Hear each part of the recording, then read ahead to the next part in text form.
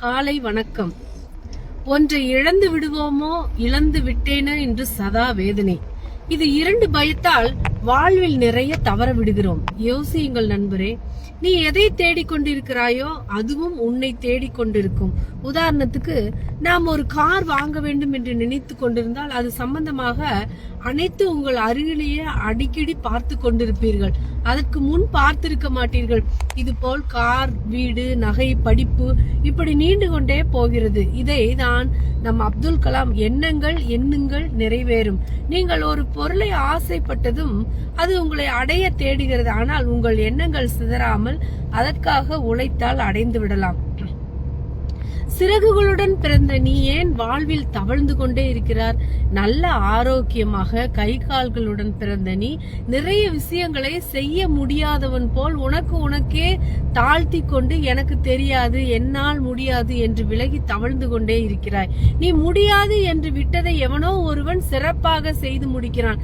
நண்பர்களே, மரணம் ஒரு முறைதான். நீ உயிரோடு இருக்கும் போது அது வராது. அது வரும்போது நாம் இருக்க போவதில்லை. பிறகு என்ன கவலை? எந்த காரியத்தையும் துணிந்து செய், வெற்றி விருதி.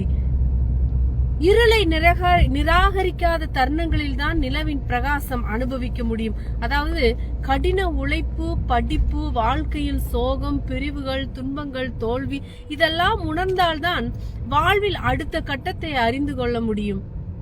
நண்பர்களே, வாழ்க்கையில் சிறந்த முடிவுகளை எடுத்து முன்னேறுங்கள். வெற்றி நிச்சயம். நீங்கள் என்னவாக போகிறீர்கள் அதை அடிக்கடி மனதில் நினைத்து கொண்டே இருக்கணும்.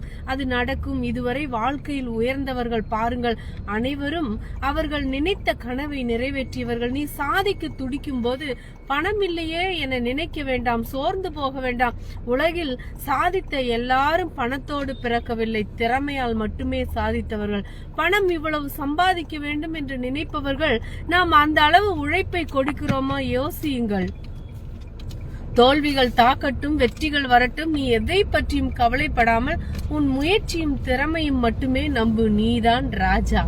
நேரத்தை வீணாக்காதே. ஒவ்வொரு நிமிடமும் அதை இழந்தவருக்கே தெரியும்.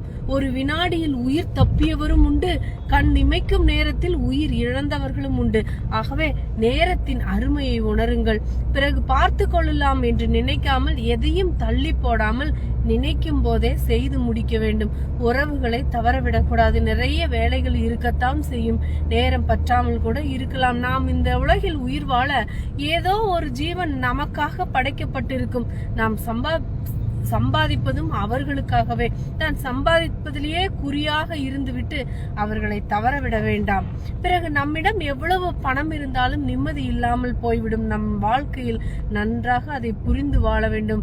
மனதிற்கு முதலில் மகிழ்ச்சியை கொடுக்க வேண்டும். ஓய்வான நேரத்தில் முறையான ஓய்வு கொடுக்க வேண்டும். நமக்கு 1 மணி நேரம் ஓய்வு கிடைத்தால் தூங்க வேண்டும் என நினைப்போம். ஆனால் நினைத்ததை செய்ய மாட்டோம். ஏதேதோ நினைத்து கொண்டு நிம்மதி இழப்போம். இன்று உறவினர் ஒருவர் வீட்டில் கல்யாணம் என அங்கு போவோம். ஆனால் அதை தவிர அவன் கதை இவன் கதை என பேசிவிட்டு மன சுமையுடன் வீடு திரும்புவோம். எதற்காக நேரம் ஒதுக்கினோமோ அதை தவறாமல் செய்ய வேண்டும். உங்கள் வீட்டின் முடிவுகளை நீங்கள் முடிவு எடுங்கள். வீட்டில் உள்ளவர்களிடம் ஆலோசனை கூறலாம். வெளியாட்கள் யாரிடமும் யோசனை கேட்காதீர்கள். கேட்க வேண்டும் என்ற சூழ்நிலை வந்தால் கேளுங்கள். நிச்சயமாக முடிவு மட்டும் உனதாகட்டும்.